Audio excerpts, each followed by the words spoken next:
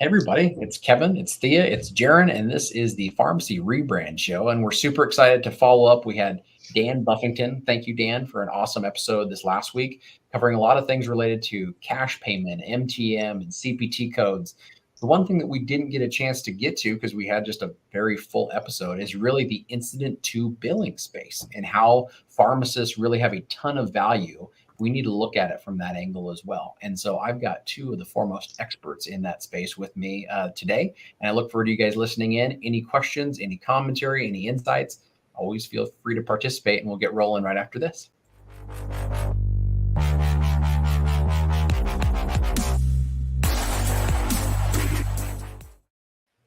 So good to see you both. Absolutely. And I think the incident to billing space continues to evolve. I was going to tell you guys about something before we started rolling into the show. I read an interesting article. It was talking about what we have all talked about kind of separately in the big push toward Medicare Advantage, right? We're seeing Humana jump out of all other insurances and now they're just Medicare Advantage, right? And so there's a big push financially to go in that direction. The one thing that we're seeing in that space is care management, right? A ton of care management programs. And a big complaint with this particular integrated large hospital system was that they had so many care management programs that the patients were getting lost in the shuffle. Like they just were being disconnected from everything. And I feel like that really leads us into this incident to conversation of if we don't have the right players and team members in an incident to team, the exact same thing happens to a patient. Like it gets compartmentalized and we're not really taking care of the entirety of the patient, which I know is not what Thea and Jaron do so well. So good to see you guys both. Really excited to start the conversation. Thea, any kind of opening words on the topic? And then introduce yourself to some of the audience that might not have seen you, and Jaron, do the same on your expertise in the incident to world. Sounds good.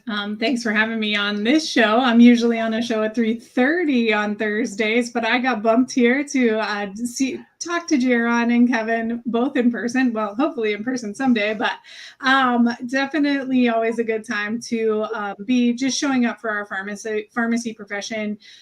Really think that there is so much to be had in the care management space for pharmacists to show up. We do the work every single day. It is not anything special that we do when we call it care management services. Yes, we figured out a way to get billed and paid for it, but it really is just the work that we as pharmacists know how to do. And I think that once pharmacists continue to see the push to start showing up in a different light for patients and less dispensing, more clinical manner, I think that they will see it too. But I think it is definitely super important to get a multidisciplinary team members all on the same page and coordinating that care. And that's really what care management is designed to by Medicare in general. So I'm usually on the remote care services channel on our PH Ally, but today I'm over here having a great conversation with these guys. Awesome. And then Thea, just for everybody to know, I mean, Thea has an incredible background, both retail and hospital, but has her own business that really focuses on incident to billing, and particularly which CPT codes, Thea, so everybody kind of knows here's the expertise or what you deal with on a daily basis. Yeah, thanks. I guess I didn't introduce that part. So yeah, definitely consulting work around care management codes for chronic care management, principal care management, remote patient monitoring, definitely dove into annual wellness visits and those kind of things. But my wheelhouse is really those care management services, consulting with physicians directly. Beautiful. Jaron, off to you, man. Yeah, so it's so awesome to have Thea here. We've met on one occasion, and I'm a big fan of hers, and she's amazing. And it's kind of ironic. Her and I kind of complement each other in what we're doing. She does a lot of stuff that I'm not quite dabbling in, and I'm doing a lot of stuff that she's not quite dabbling in, but we're still kind of in a very similar market and doing a lot of similar things. But so, you know, between the two of us, we've got a lot of really cool things going on. So, and you want to know what billing codes I'm typically doing is, like the focus, I guess, Jaron, so the audience listening can go, hey, this guy knows his stuff in this area. So my, you know, the foundation that I'm built off of is traditional consultant pharmacists in long-term care facilities. From that origin, I built how to implement collaborative practice agreements into nursing homes, which then naturally branched out into how do I collaborate with physicians to do more services rather than just assisting with orders. And then it branched into, okay, well, if a physician generates a visit from every recommendation I submit, then how about we do incident 2 and I do that visit on your behalf? Then I can come to you and say, okay, here's what I've found, here's what I discussed, here's what I've confirmed, and here's the plan of action we should do to make this medication regimen better.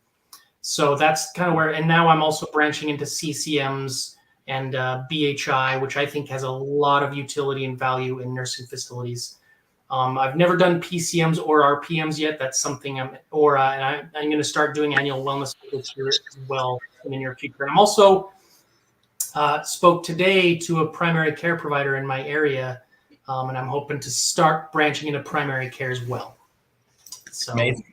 Yeah, I mean, you guys are touching on all the bases of like what Incident 2 is capable of doing. And just for the audience to have a little bit of background, if you don't have any, when it comes to the different billing modalities that are out there, the cash-based is usually you're looking at you are providing the service, the individual is paying you directly for that individual service. If you're doing insurance-based, you are charging the insurance, whatever the allowable CPT code is, and they are giving you a reimbursement for the services provided.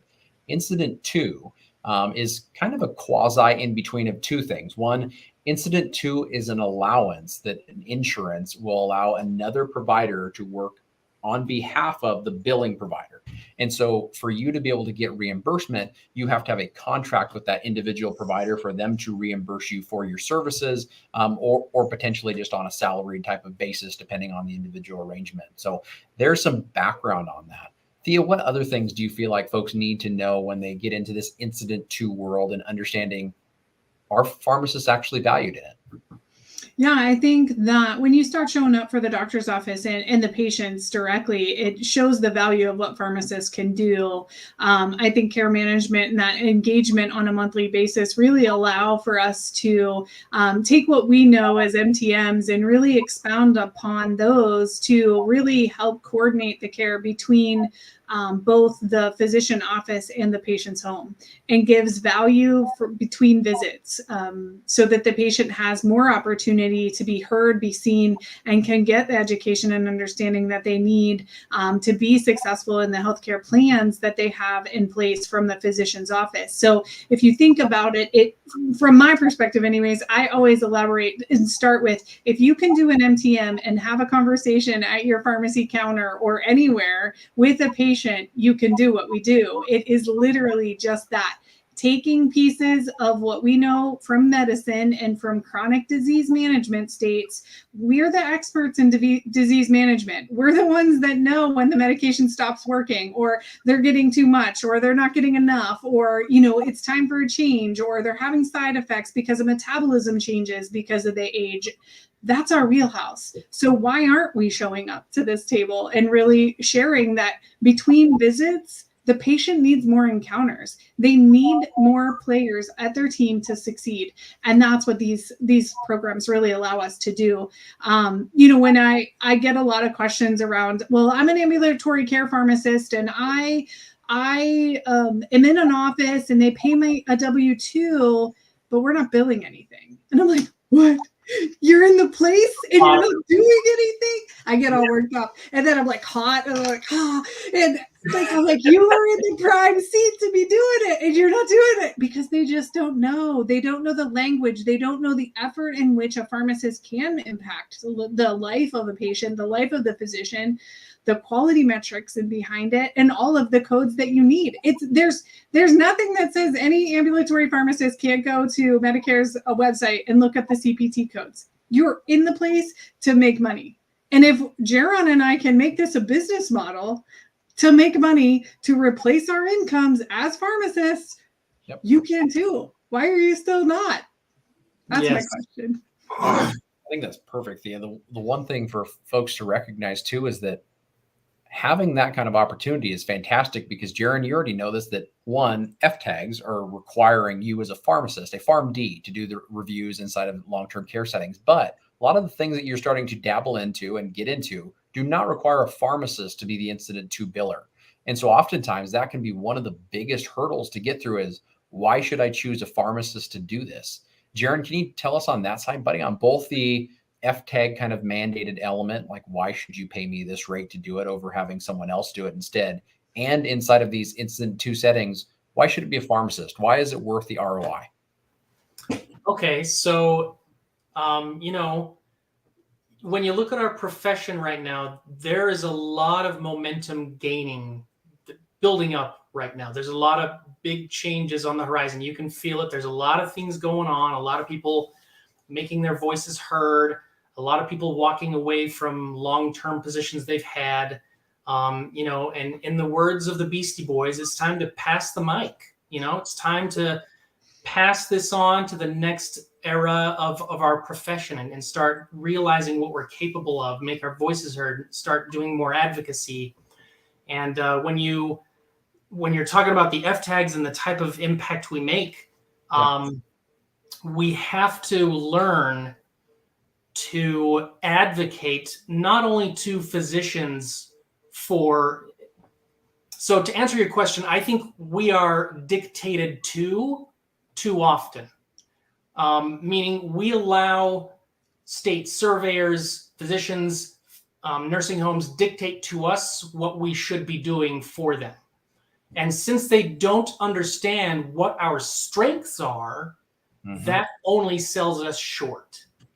And so a lot of times pharmacists, because of this, will emphasize a monthly medication review where they just identify every tiny little drug interaction, like, hey, this person's on Synthroid with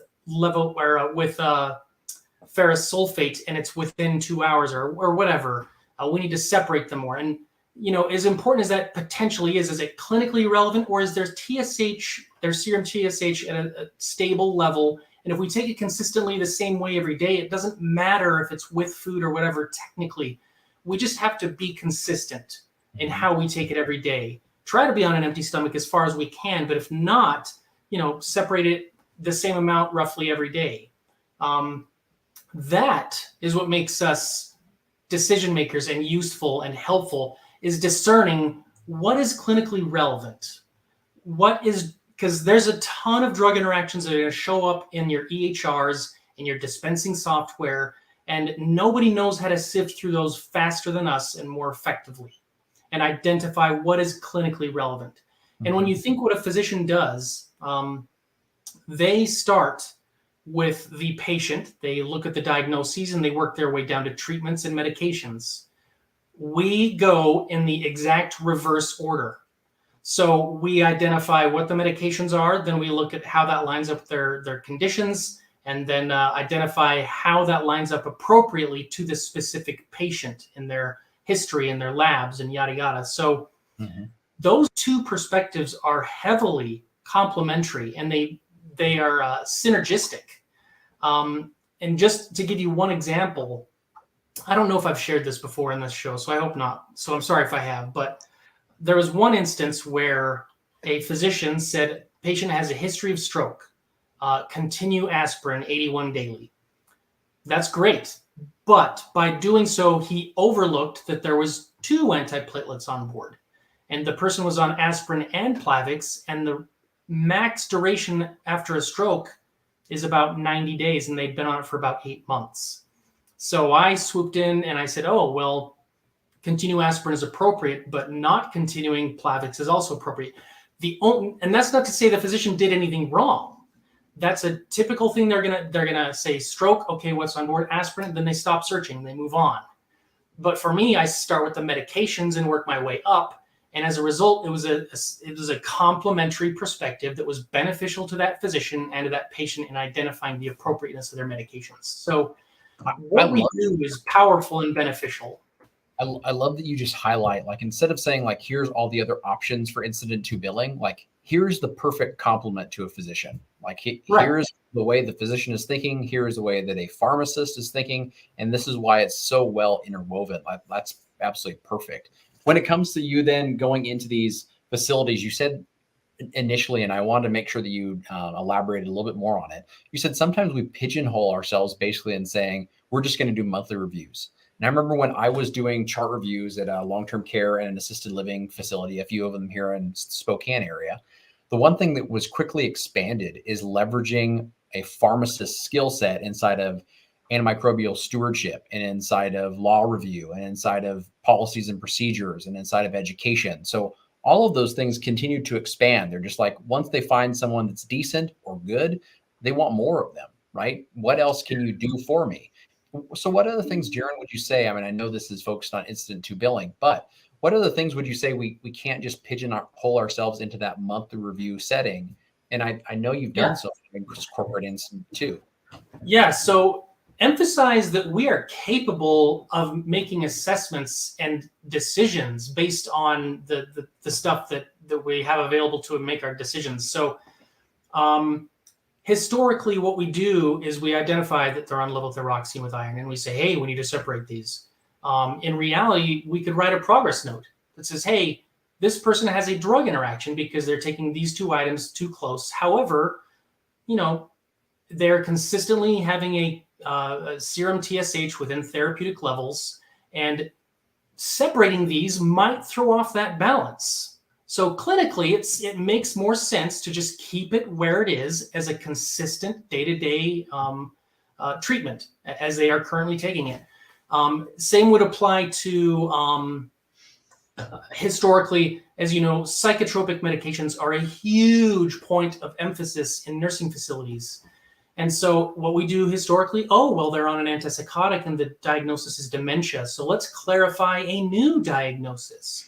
Well, in reality, unless that diagnosis is schizophrenia, it doesn't matter what we pick. It's still off-label and the surveyors can still attack it. So rather than us writing up this long-winded, useless recommendation to clarify a new diagnosis, how about we write a progress note that says, hey, I noticed this medication is off-label. There's a black box warning associated with this. There are benefits associated for this specific resident with these behaviors being treated. This was discussed with the medical director, and it turns out that the benefits outweigh the risks and no changes are recommended. So we identify that there's an irregularity, as we're supposed to in the regulations, but we're also, instead of passing the buck, we're actually making an assessment and making a decision that doesn't require them to submit to the physician and wait 7 days for a decision to be made. The decision is made. All we need is a signature at the most convenient time. So does that answer your question? You're getting paid for it. And yes, and if you're doing your consultant work for that facility, you would be paid to do that. But BHI is a more powerful way to enhance that service so that you can actually write the contraindication letter. You can actually write more documentation regarding why the appropriateness is there, and enhance what you're assessing and what you're analyzing. So yes, absolutely. You can add the two together and once again, synergize your efforts and put it on steroids so it's even more effective. So, and when you're able to bill for more time, you're able to do more powerful things as a pharmacist. Does that answer your question? Jaron, I said, but don't really put it on steroids, because then we'd have right. Yeah. Bad joke. But with that, I really feel, Thea, like you and I have had similar conversations of what Jaron just said about really taking a task that could be very simple of just checking the box, and what you've done in your practice of saying, hey, physician colleague that is trusting me to be able to help you with your patients, I'm not just going to check the boxes. Here's some other things I can do. And you've reviewed quality metrics, and you've shown how you've improved lifestyle modifications and other changes so that you're changing, their trajectory on blood pressure monitoring, et cetera. Any other things you want to plug in there, Thea, when it comes to really saying, this is why pharmacists fit best, because here's the expansion element that you've integrated? Yeah, I think going back to the quality metrics, most pharmacists know about quality metrics because we've experienced them firsthand from working retail pharmacy maybe, and seeing what how the reimbursements maybe change by doing a great job versus doing an exceptional job, and what that really does for even the payment model. When you're able to get those 5-star ratings last year for Medicare, what was it, 9% plus or minus for all of next year's billing? When you meet a 9% bonus, that's amazing when you're at 5 stars. But if you're not there and you have to pay or lose 9% of all your Medicare claims, this is a huge task and a burden on the physician offices, on facilities, on everyone, to be able to get those star ratings back up. And I think pharmacists, looking at the quality metrics and the breakdown of that, it really aligns nicely with what pharmacists know how to do. What the top 5 quality metrics are: controlled A1Cs, controlled blood pressure, and the 3 around medication adherence: blood pressure, diabetes, and statin use. Like, who is better at these metrics than pharmacists? Like, I can't find one. Nurses show up at the table all the time and say, care management is ours. And I'm like, okay, maybe it is, but why not share that and have a multidisciplinary team that's actually going to be able to push forward with some of this stuff? We have doctorates in medicine around medications. Like, why wouldn't you want us at your table? Like, it's a safety net. It's a more support for the patients, more education for the patients. And so what? We're all on the same team. It's for the patient anyways. Yeah. And, ironically, there are several providers who don't even know what the A1C goal is in nursing facilities. Yeah. They don't know that sliding scale is not recommended. And it's a big no-no. They don't know a lot of this stuff, and we can help with it. And, one other thing that I forgot to mention is I was looking at AMDA guidelines yesterday. I forget if the metric was number of visits or number of RVUs, but the number of recommended visits was 1.5 per month for long-term care, and I think 8 per month for short-term post-acute. So that's a lot of necessary visits to reduce hospitalization risk that we're stretching providers too thin, and we can extend that workforce and add value that hitherto was not there. That it's a new perspective, a new benefit, a new value that is not being tapped into. Love that. I think when you kind of, to close some things out, I guess, on value, then let's say you're a practitioner and you're pharmacist practitioner and you're looking to get into incident to billing one way, shape, or form.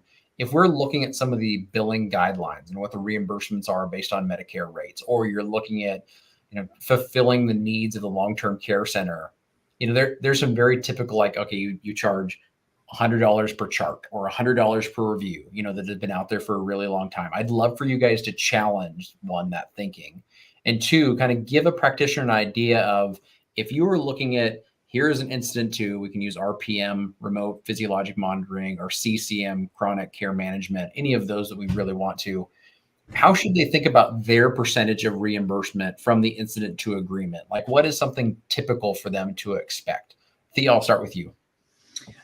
So for the latter question around what they can expect, that is usually industry standard is an 80-20 split. 80% going to the person doing the management, the care management, and then the 20% going to the billing and NPI number. With regards to, and that's negotiable, right? In your service agreement or collaborative practice agreement, whatever you can have in your state to be able to do consulting work, whether you're in a facility or outside a facility and doing it for private practice. It really just depends on what the state will allow you. Like here in Pennsylvania, I can't have a collaborative practice agreement outside of an institution. So for me, working in ambulatory care, public facing and private practice facing, I have to work under service agreements. And to walk into somebody's house and say, I demand you to respect me and I'm going to change all your stuff, that may not be a first good impression either. So I always start there and move forward. But, working off of a collaborative practice agreement allows you the collateral to move and make those adjustments in management like we know how to do. It's not that we don't know how to do it. It's just that depending on your state and your location, those agreements need to be compliant. And I think that there's a lot of ways to get into into doing care management services. I think that, anyone in the retail sector has everything they need. Anybody in ambulatory care is already doing it. They just don't get paid for it. And then long-term care, I think it's the future of long-term care, with way that the legislation is looking at aging at home and not having many long-term care facilities in our future because of the cost and the lack of staffing and all of the concerns that they have. This would be a great opportunity for long-term care consultant pharmacists to get in there and really start adding a different kind of value, more than what they're doing today with those regular, med reviews and consulting jobs within LTC. I don't know that I answered the first question too well, but maybe Jaron can help me out. I don't remember what the first question was. Oh, so Jaron, the two questions were really: a new practitioner comes in and they're thinking, what's the rate that I can expect to either charge for chart review, like services or service for a long-term care? And then also if I'm looking to do incident 2 billing, Thea, that from her perspective was, it's raining something. From her perspective is really looking at that 80-20 split that folks might have seen in some literature out there. Okay. So the first question was, what can they expect? For the medical group, as far as chart reviews go, they are not the one paying for that. That has to be paid for by the nursing facility. Yep. So what they could expect is that we can generate more visits for that physician. And also, now one thing I should also specify that we haven't specified is that Incident 2 only applies to the long-term care side. That really, unfortunately, limits our ability to make an impact on the short-term post-acute stays because they're Medicare A, and Medicare A does not allow for Incident 2 services. However, CCMs have recently been expanded to allow for billing for the short-term rehab stays. So that is where we can start to at least get familiar with and find ways to make an impact in that setting to help with the transitions of care as they go home, educate them on medication changes that occurred during their stay. So they would expect that we can add more billable services. And when you add more billable services, you're not just billing for it. You actually need to add value in that at the same time. So there's a lot of stuff that needs to be done that is not getting done. And by extending your clinical workforce and your specialties, so I would argue that a pharmacist is a specialist on the front lines, and by adding that value to people who have recently been hospitalized, and when a bunch of medication changes occur, including the pharmacist, and actually allowing them to spend time educating people on it and helping them understand why and how this will affect them and benefit them, and what medications are more important to keep them out of the hospital, and educate on polypharmacy, because there's a ton of people who don't understand that there's a lot of building data now that shows that polypharmacy is a bad thing and it's more detrimental. And most patients are in the frame of mind of, the more medications I take, the better. But in reality, no, we need to streamline it so we get the fewest medications as possible with the most benefit possible. So they should expect an extension of workforce, an extension of clinical expertise, and more revenue. I mean, there's really no downside to any of this. And, facilities benefit from this too, because now they get more pharmacist time that they don't even have to pay for. It's just billable time under that medical group. So does that answer your question? Yeah, I mean, I think that for a practitioner, you're right. Those are some of the things that they've got to weigh in to be able to calculate, the entirety of what they're actually offering the facility when it comes to cost savings, increased revenue generation, et cetera. When it comes to like the billing that you're seeing though, Jaron, and how it's being leveraged, are you still seeing something similar to the per chart or per hour rates, that have been kind of historically out there? Or have you seen it change into a different matrices? Like when you're going into a facility, how do you evaluate, like, this is what I'm going to charge this individual facility for the services that my company is providing? So that hasn't changed a whole lot. A lot of people still charge by number of charts they do. There's been a big movement to do more hourly charging by the bigger pharmacies. But when it comes down to just monthly medication regimen reviews, it's usually by number of charts or by number of hours. That's been pretty stable. But I'm trying to change the standard of practice so that not only do we actually do clinically relevant stuff, but we also advocate on our behalf to actually make an impact there and also build off of that and do more physician collaboration. So right now, the current standards have been in place for about 30 years and they are desperately overdue for a huge overhaul. And,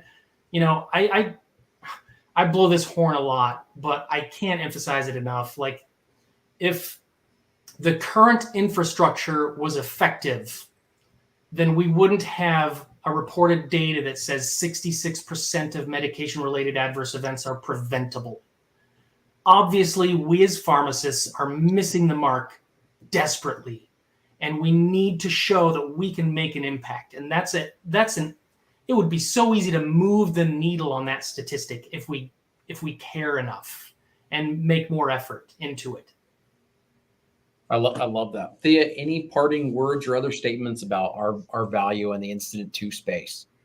No, I think it is a great place to be when we look at the future of pharmacy and the trajectory of where we're going, less dispensing, more clinical need, and our patients need us. These aging population needs us. But what the scariest statistic for me is that most people in their 80s are going to bury their children because we're not healthy. And so how many is that really going to affect when we look at, okay, we have all of these long-term care homes, but people aren't going to age there. They're just not, because we're not healthy enough to even get there with the state of decline with our population here in the US. And it's scary to think that pharmacists are right here handy right now to be able to make that difference and to augment what the plans are and the treatment goals for these patients are if they allow us at their tables. And I say, just keep pushing to get out there and get seen and share your value.